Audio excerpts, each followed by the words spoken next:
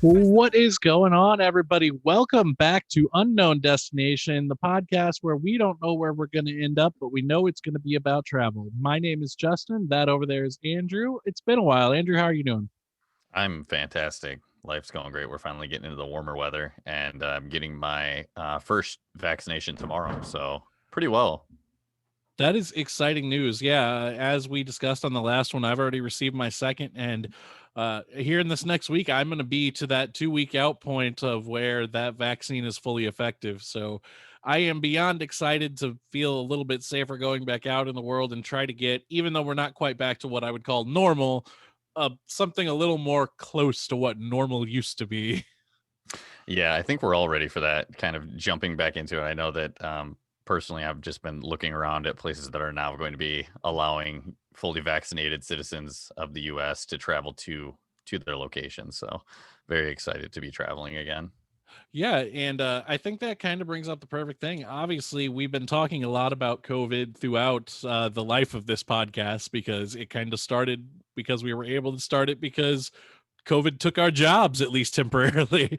But because of that, we do have some new guidance here in the US from the CDC, and that is that fully vaccinated travelers are able to travel domestically within the US without any restriction.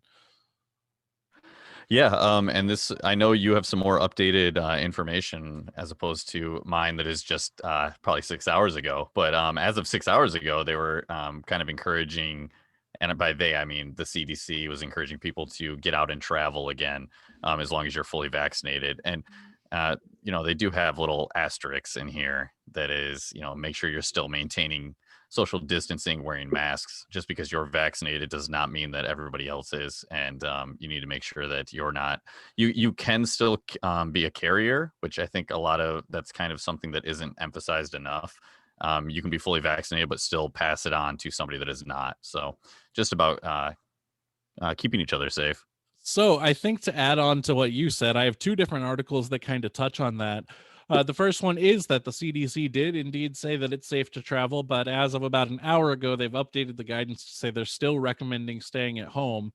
Those of you who are in the US know that the CDC director, Rochelle Walensky, did say earlier this week that she wanted travel to be limited due to a fear of another surge of COVID, directly related to the variants from South Africa and the UK. That guidance has since been added to the new CDC guidance, saying that they would still say if you don't need to travel, try not to, at least for the time being. That's because they're seeing an increase in the numbers of those variants as we go a little bit further into the week. But at the same time, the other thing that you just mentioned that I just want to touch on really quick is you said that you can still be an asymptomatic carrier with the vaccine. Pfizer has actually just issued some new guidance with their vaccine saying that it in these early stages, it is showing that once you have received it, you cannot be a carrier and you cannot Wow, spread that. So that's that's awesome. yeah, that's amazing news. Obviously, we're still very much in the infancy of the lives of these vaccines. Neither of us are medical professionals, so we just like you just know what we're reading. Uh, Right. but but I think it's a good thing to see that there may be some hope in the future. And if that is true and these vaccines can prevent the spread, then I think we're going to see a recovery a lot faster than either myself or Andrew really expected. Yeah, and I'm curious to see if Moderna is going to come out with kind of a similar statement in the coming weeks that Pfizer did, where they're saying that their vaccine is also stopping kind of the spread of that. More curious from a selfish note, since that is the one I will be receiving tomorrow. Mm. But yeah, I am curious, and you did mention that the South African variants. I was reading actually an article that the UK is taking a particularly harsh stance on those countries where the variants are coming out in order to protect kind of the people in England, with Kenya leading, I guess, kind of the most variants that they've seen so far. So they've just added four countries onto the red list in Wow. the UK, which is the Philippines, Pakistan, Kenya, and Bangladesh. So this is kind of where you're going to be if you're a UK citizen that is going to be trying to get home. You're going to be quarantined. They're doing special procedures where a negative COVID test does not mean that you are getting out of your quarantine early, which it people had been using that to bypass quarantine measures before, so they are not allowing any of that as of right now. That's definitely good to know. And I think we're kind of seeing that in a lot of places in Europe as well. I know France earlier this week announced that they were locking down just more, even domestically, because they were seeing a rise in those variants. And early studies are showing that those variants have a much worse mortality rate. So it's definitely something that we want to avoid. So there may not be places that you can travel internationally, but I think we need to keep things as positive as we can here. And I have a story here about a country that is embracing vaccinated travelers. Okay. And it's somewhere that you love. It is Iceland. And Iceland Air Yes. is actually offering a sale right now. Travelers can book from the US round trip for under $350 up to about $599, which is still a great round trip price. Yeah, that's about what I paid, and Yeah, that was 6 years ago. that $599 actually includes a vacation package, so some different things Oh, included with hotels and stuff as well. wow, that's Um, dirt cheap for Iceland. it is. Iceland obviously needing travel right now. They were hit Hmm. heavily by the pandemic, but also the volcano is not something great for them. So, trying to look on a positive note, they are welcoming vaccinated visitors beginning April 6th. And Iceland Air is celebrating with a massive sale with the inexpensive flights and that vacation package that includes different tourist spots within the country. According to Travel and Leisure, it looks like anyone who books by April 13th, so you need to act on this fast, you have 11 Couple days, weeks, yeah. but you can travel between June 1st of this year and February 28th of next year, and you can fly from Boston, New York, Chicago, or Seattle for $349 round trip. Okay, I want to emphasize this, that this is, if you ever thought about wanting to go to Iceland to take advantage of this offer, um, I'm assuming these are all direct flights. I took the actual first direct flight from Chicago into into Iceland, and it's not a bad flight at all. It was about 6 hours. Um, for that price as well, that price point, you're not going to be able to beat that. Um, I would highly encourage people to take advantage of this. Yeah, and just to jump on that, if you're not ready to travel now and you want to wait until later this year, that $599 price tag actually specifically refers to sale dates for trips booked from October 1st of this year through February 25th of next year. Again, you do have to book the flight by April 13th, and it does exclude the time around Christmas and New Year's, as you would kind of expect any You don't want to sale go there. flight. You don't want to. Yeah, I actually wanted to touch on the dates as well, because you're not going to want to be in Iceland during those times anyway. And with them allowing now, does it say anything about blackout dates besides the holidays? There's no summer blackout dates. As of now, I don't see any summer blackout dates, and then that Hmm, winter package for $599 is the one that actually includes extra things. It includes welcoming travelers to the soon-to-be-open Sky Lagoon, which is an okay. oceanfront lagoon featuring a 230-foot infinity edge, and Hmm. ends the night by searching for the Aurora Borealis with a boat tour. Okay. So So I have done the boat tours. If they are out of Reykjavik, they are. it is, yeah, those are fantastic. They have a bunch of different ones that you can do for whale watching or seeing the northern lights, those kind of things. But I would say that if they are offering they are offering, like a June, July. Take advantage of that June if you're able to, because that's considered peak travel for Iceland. That is when there's going to be the most people there. It's usually the most expensive. So if you're able to get in, now while a lot of people are still awaiting to be vaccinated, there's a good chance that you're still going to be probably one of the few people there, but you're going to get to see kind of Iceland in all of its glory that normally you'd be paying top dollar to really experience, and you're not going to have to worry about those um, kind of huge weather fluctuations if you're hitting one of the shoulder seasons. Yeah, and I mean I saw this article, I immediately thought of you and your trip to Iceland. I'm like, he might just do this again. Yeah, I'm thinking about it. I I might, I might, figured. I might just do an adults only on this one. That would be a smarter turnaround. So for those of you who have already been to Iceland or don't want to go, it does look like Iceland Air is trying to plan some other Europe destinations with prices starting Hmm, at $399. Those destinations from the US would include Amsterdam, London, and Paris. Now, American tourists are not currently allowed to fly into those countries. The deal is good through February of next year, but it will allow you to start booking those destinations as of June, with the hope that those countries will be open to American tourists by the time that happens. Yeah, and I'm curious. I'm sure you'll have a link to this in our video and where we upload. But I'm curious to see if there are any kind of stipulations on changing these. If we were to say, book a trip for France in July, and then all of a sudden, or not all of a sudden, but they don't, lessen those restrictions on even fully vaccinated Americans. If Iceland Air is willing to kind of abide by the U.S. carriers' rules, where they're allowing those changes without any kind of fee or fare difference. So, yeah, that's it. If they don't, absolutely, I will probably be taking up one of those offers, just because that sounds Amazing fantastic. deal. Yeah. Yeah, absolutely. So Really good I'm find. like I said, I'm not sure. We'll make sure to add that link in the description as far as any changes with dates and things like that. And if there's enough information on there, I might even do a little just summary video of that and upload it. But Yeah. you mentioned something that I think really flies into this next article well, and that was the vouchers in the U.S. Flies into it. It flies into it. And that was U.S. Airlines allowing changes and things like that because of COVID-19 and how lax they've been on those policies. Well, a lot of folks still have travel vouchers from their flights that were canceled last year, and a lot of those Yeah. travel vouchers are going to be expiring soon. They basically are good for 1 year out, and there was some talk that some of the airlines may extend that. Most of them have not. So you were able to. That's not surprising. It's not. Yeah. You were able to get a refund if you wanted to per the first stimulus bill in the US, but then once that date passed, you were kind of shit out of luck. SOL, yeah. So I want to mention something that at least Southwest Airlines is doing, but I'm not sure if any other airlines are doing it, and that is an extension for your travel vouchers. So as of I right haven't heard of now- anything besides Southwest. Okay. So as of right now, if you call customer service at Southwest and ask for more time to use your voucher, you can receive a 6-month extension, but it will cost you $100 out of pocket to get that extension.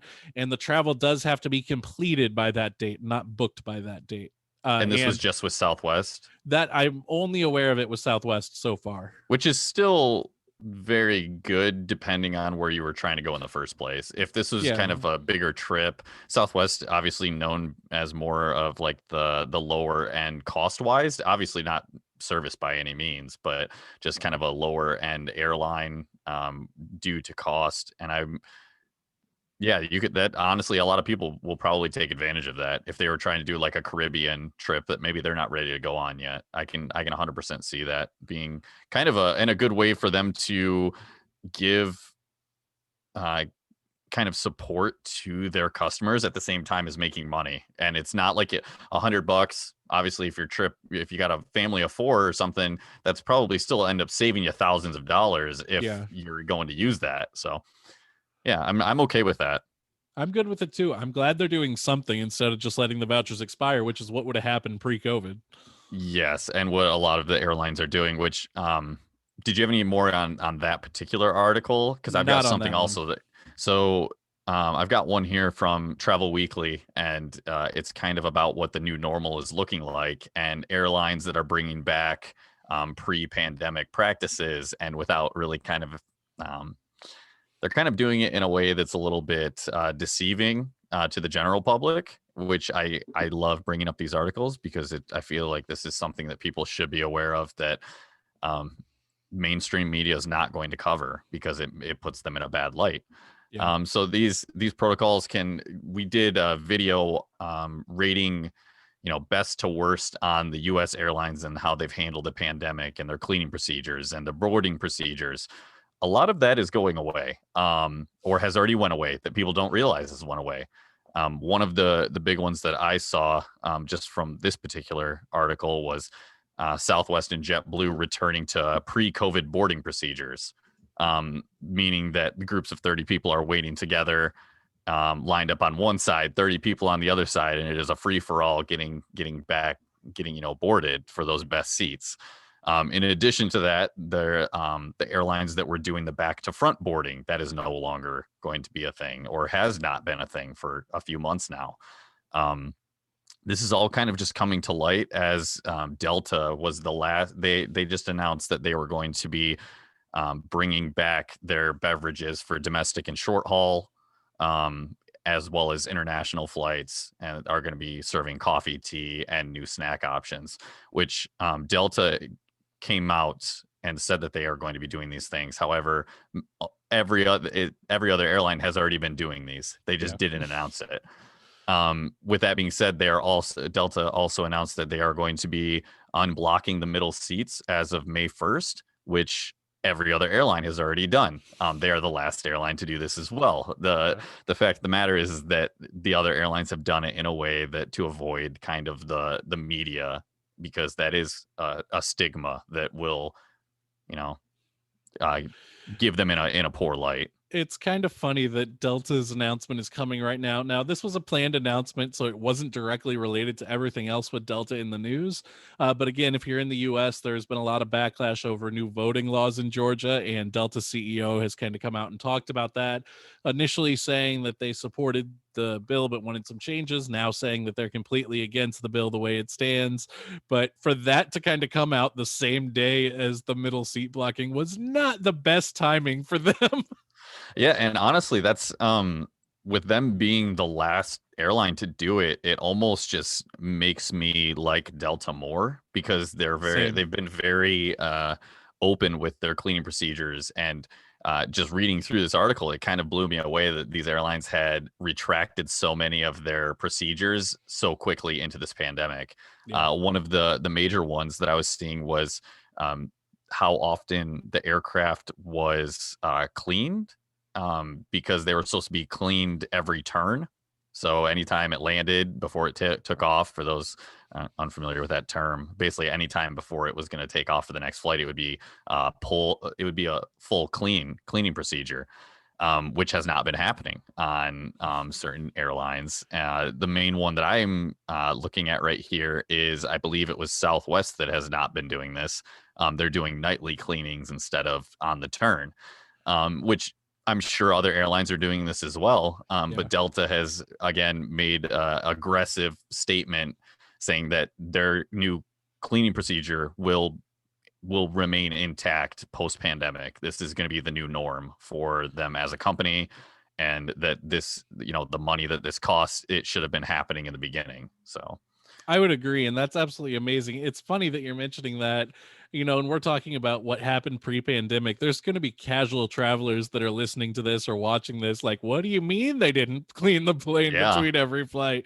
And it's just they don't, I compare it it costs to, money. yeah, I used to work at a movie theater, and obviously we went in and cleaned theaters between every movie, but we didn't clean theaters Yeah, between you every would movie. you would sweep things up, or take care of the garbage that was Not left up behind, but not under like, the seats. That's where everything yeah. gets swept between movies. Yeah, well, I mean, think about it. Even if that's a good comparison though, because when I go into a movie theater, I don't expect that well, I mean, I do now, but pre-pandemic, I didn't expect that my armrest would be wiped down with a sanitation wipe, or anything like that. But now I absolutely do. And for them for Southwest to basically kind of just drop the ball on, they were, because when we rated them, they were the top. They were up there with Delta They were. on their pandemic kind of approach. So to see them, and this has been, some of these procedures they've bailed on since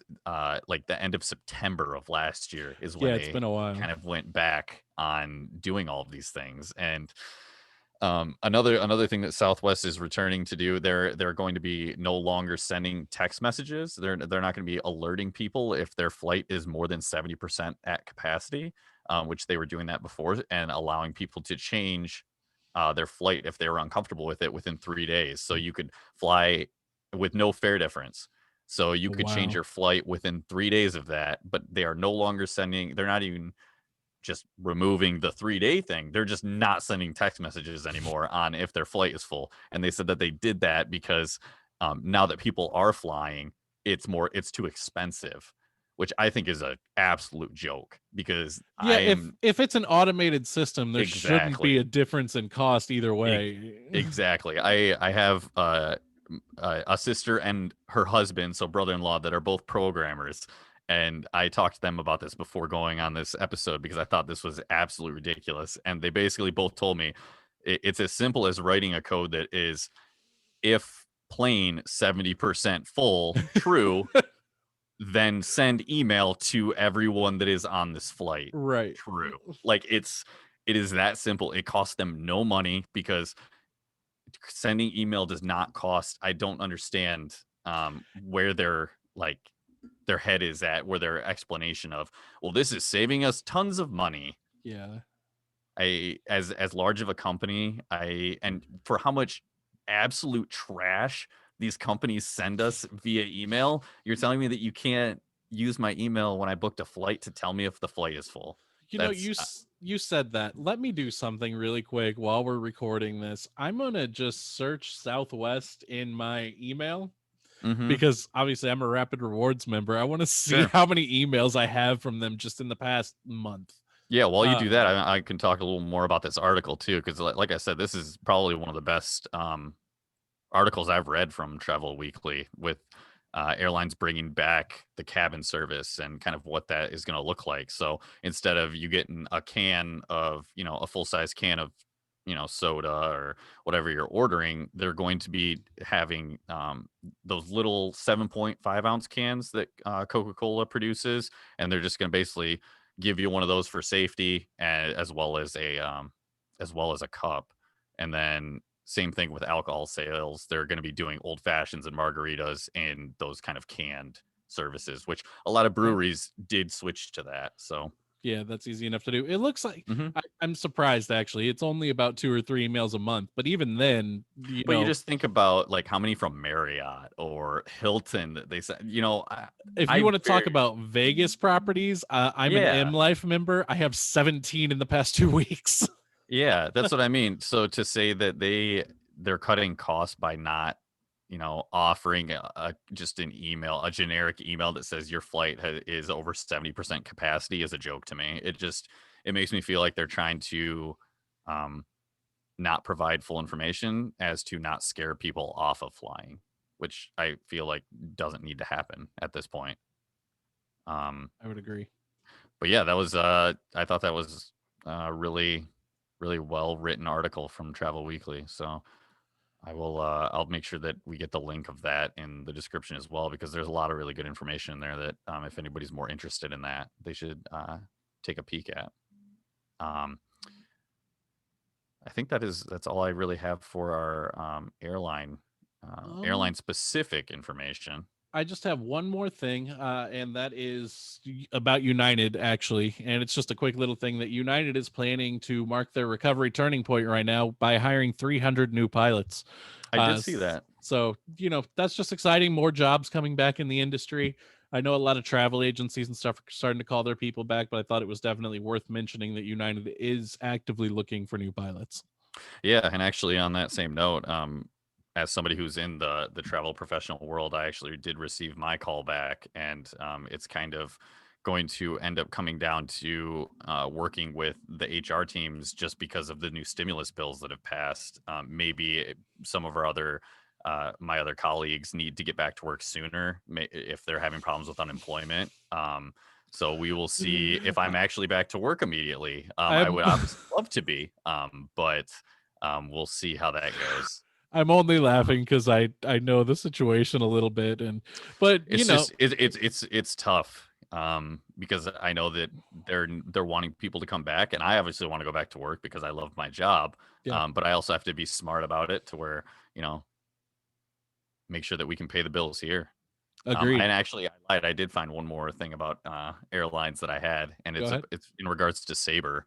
They're launching, or they're kind of getting ready to launch a new airline storefront.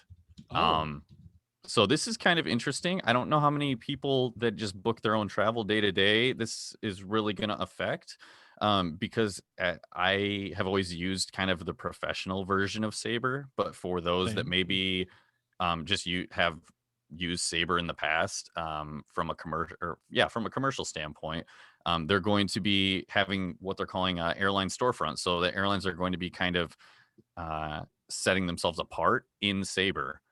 This is going to be so you can compare certain types of aircraft, certain types of experiences, so that you know you're getting what you pay for. So it's not just going to be about the bottom dollar, but also about the experience that these airlines can provide. So very So interesting. looking at that article, the interesting thing about the new airline storefront is it is now available in the new Bargain Finder Max update. For those of you not Yep. in the industry, you're probably not going to understand exactly what that means, but to me, what it really screams is that it's still just going to be travel industry professionals that have access to it. Yeah. And to be honest, for those of us that are in the industry and know the airlines and things like that, I don't know that that's really going to provide any type of value.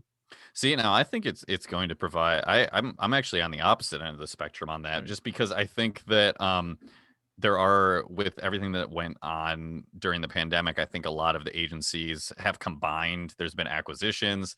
There's going to be a lot of new agents that aren't going to necessarily know what you and I know. And this, That's true. as like from a comparison standpoint, I think is going to be fantastic, because if you get one of those um, business travelers that isn't really quite sure if they're flip-flopping between two airlines and or two flights, even, you can pull up those two flights and look exactly what the differences are.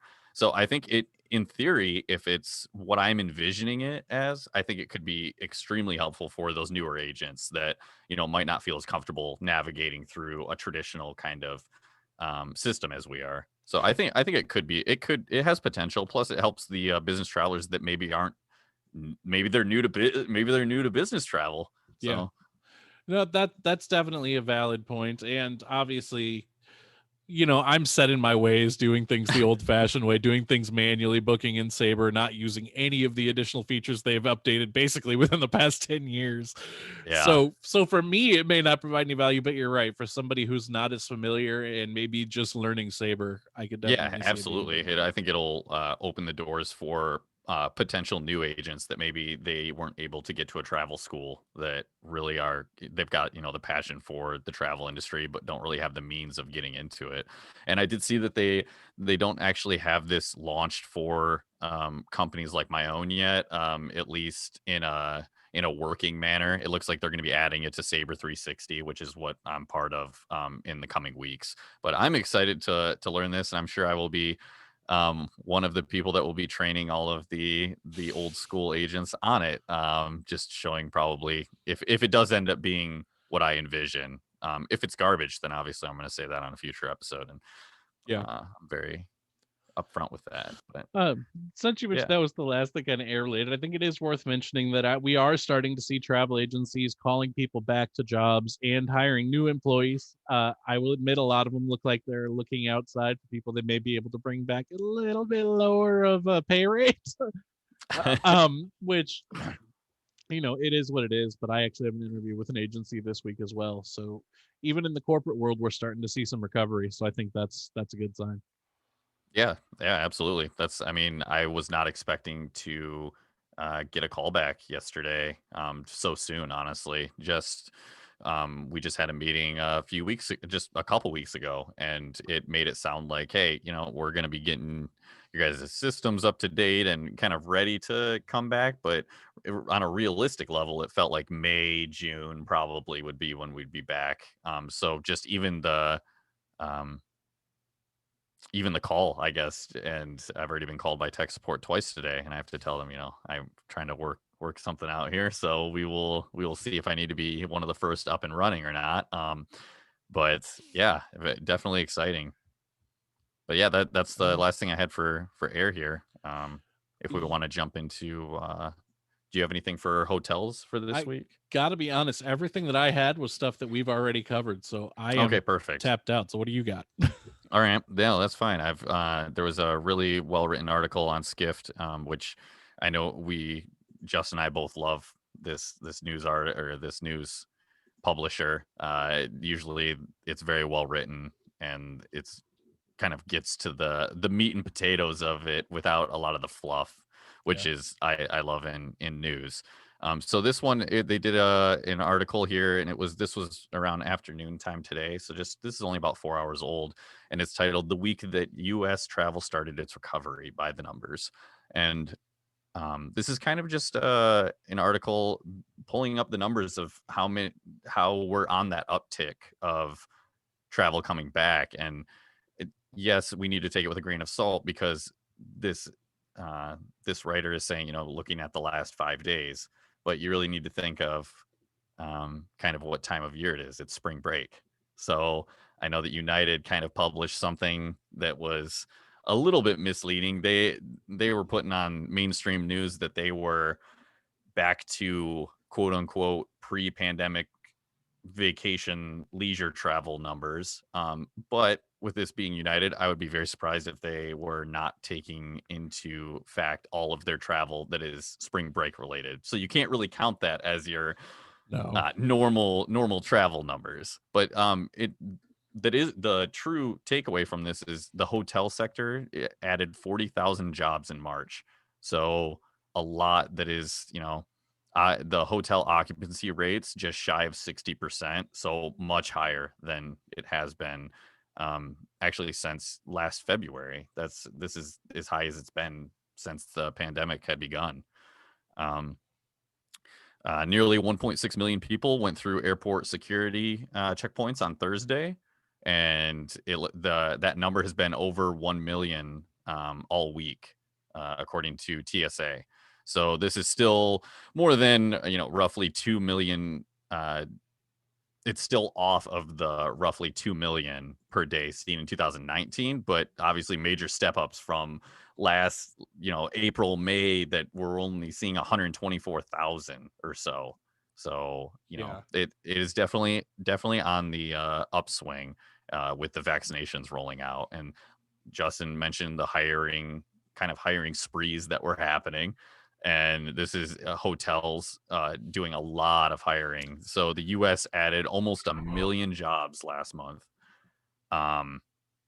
and obviously with that, there are more people looking for jobs now that things are kind of settling down a little bit. So the unemployment is still going to be very high for those of us that are in the travel sector, but good news. So I'm trying to stay positive while listening throughout all this, and I don't want to bring like my private opinions of things into this necessarily, but I do want to touch on it just a little bit. And you kind of know the situation my wife is dealing with right now. But I just want to bring up that if you are looking for a job at a hotel, you can get one at any hotel you want right now. Don't expect it to pay very well. To this day, the hotel industry is one of the lowest paying industries that you can possibly work in. And I think this pandemic is a great chance for that to change. I know here locally in St. Louis, there was a major hotel chain that was trying to pay minimum wage, which is $10.30 an hour. Since then, they've raised that to $11.50 an hour, and they still cannot find any employees. Obviously, some of that is directly related to the stimulus bill. If somebody's receiving unemployment plus the $300 boost, they're probably not going to take $11.50 an hour. If you ask me, without getting too political, they shouldn't. I agree. That is why the minimum wage is such a hot topic politically around the country, is because if you look at the definition of minimum wage, it's the minimum living wage, and we have been very far away from that being a living wage.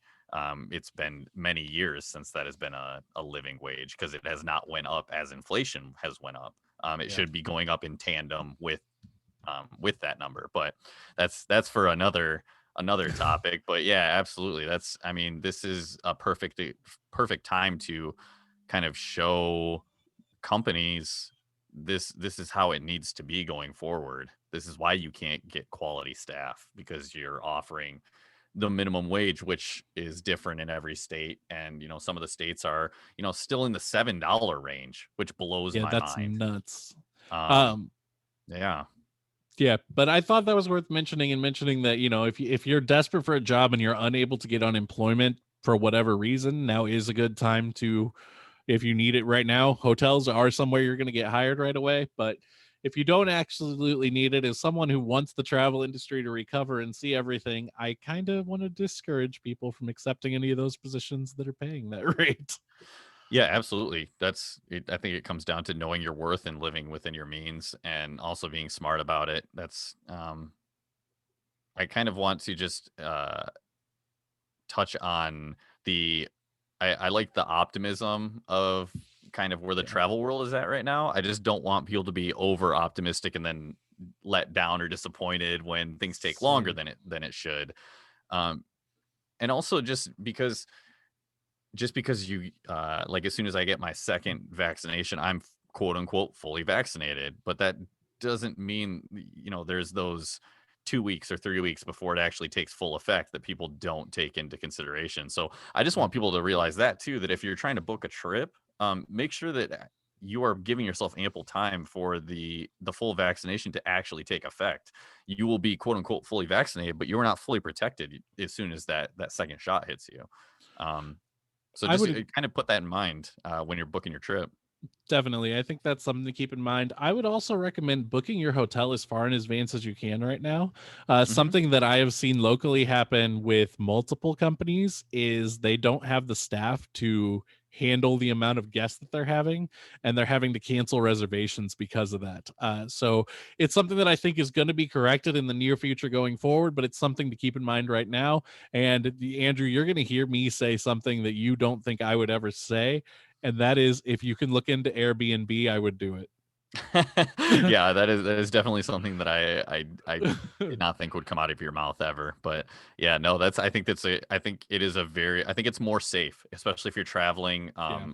far away from home, where if your hotel screws you and you get bumped and there's nowhere to go, where you're going to be in a lot of trouble. Absolutely, Airbnb, it just seems like the right call in today's market, I would say, if you're worried about that.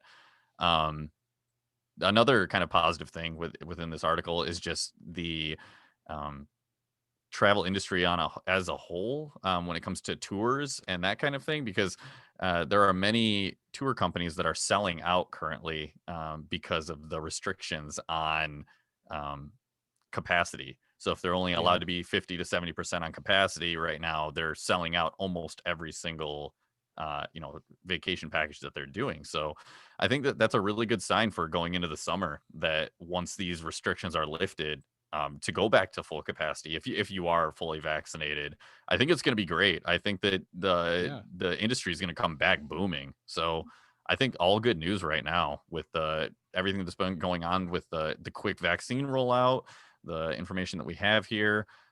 There's only one thing that I want to touch on with the cruises, and I know that we had a couple questions previously about Alaskan cruises, um, and that there's this one's not such great news, but I want to bring it to the forefront just because I think the more that it gets talked about, the better it might turn out. And there's a fine print that is the CDC terms with ports. Um, that is really causing them to struggle. And this particular article, they interviewed the mayor of Skagway, Alaska. It's a very small town that gets 95% of its economy from cruise ship tourism. As of right now, with the little asterisk, the fine print that the CDC has in their current laws of reopening tours, they would not be seeing any tour or any cruises come through their port. And this is because the way that it's currently written, that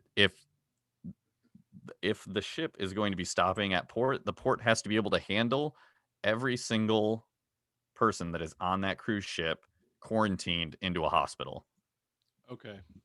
That makes This isn't, sense. yeah. And the problem with this is that they don't even have a hospital in this city. So Um, the answer is zero. Yeah, so and not just that, but reading more into it, this isn't just a small town issue. This is if you're trying to cruise out of San Francisco or any of those on Portland, like if you're trying to cruise out of anywhere on the West Coast, um, a lot of those hospitals are already at capacity. So if they're already at capacity, that doesn't count. It has to be open, available space to handle these. So big kind of question mark with the cruise industry right now on when things will be kind of getting back to some kind of normal, just because of these current regulations that are in order from the CDC as well as the CSO, which is the conditional sailing order that is what the current protocol is. So until they rewrite that, I don't really foresee Alaskan cruises starting back up probably this year. I don't think that there will be any cruises that will be doing that, just because of how many small ports there are that you stop in on that cruise. I want to add to that a little bit, and that is just that the CDC has announced that within the next 2 weeks they will be issuing new guidance on cruises. So we may see something change with that. They Now, have to. yeah, with the Alaskan cruises, probably not so much so because so much depends on the Canadian ports allowing them in. Yeah. But as far as cruises out of Florida and things like that, we may see some positive news here shortly. Yeah, and they're saying that even if the capacity levels changed for these cruises, that Alaskan cruises would still not be able to run just because those ports are so small that it with any kind of restriction like that requiring separate quarantining areas, it won't work. So what I'm thinking is that they might rewrite that so that there can be somewhere on the ship that they can be quarantined instead of forcing it on the ports, because then they could run at, a 50% capacity, have that way you have the other 50% if you needed to quarantine everyone. That would be my suggestion, as opposed to running it 75 or 100% full. So yeah, I just wanted to touch on that real quick. That's all I've got for this week. There was quite a bit of information that we went through. I hope that people found that interesting. I definitely did. Yeah, I did too. As you guys know, we like to try to keep it as positive as we can. I know I went a little negative there for a minute, but everything that I'm seeing at this point is just a little hiccup on the road to recovery. And that's something that you honestly expect in any industry when it recovers. But Yeah. I want to be as positive as possible. And usually Andrew can help us out with that quite a bit. Yeah, I like to definitely. Where a single quote can inspire and drive the most stubborn of mules. Unknown Destination is here to deliver. Okay. I actually have quite a few things that I could say to be positive this week, because I am just loving life in general right now, especially with all the news that I've seen here. But I think I'm going to keep it just simple, and that would be always take the scenic route.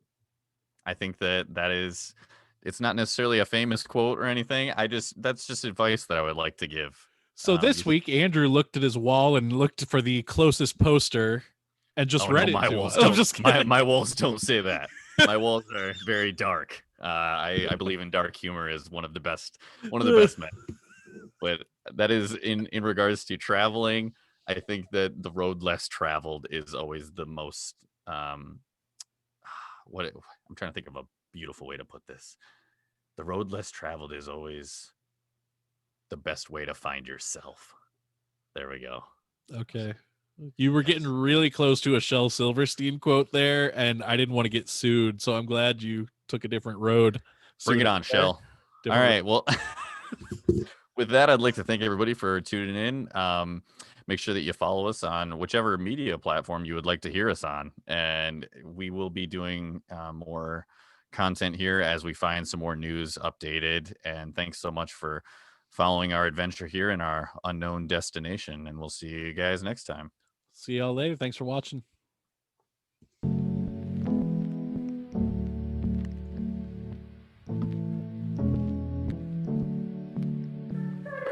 I don't wanna be here. Take me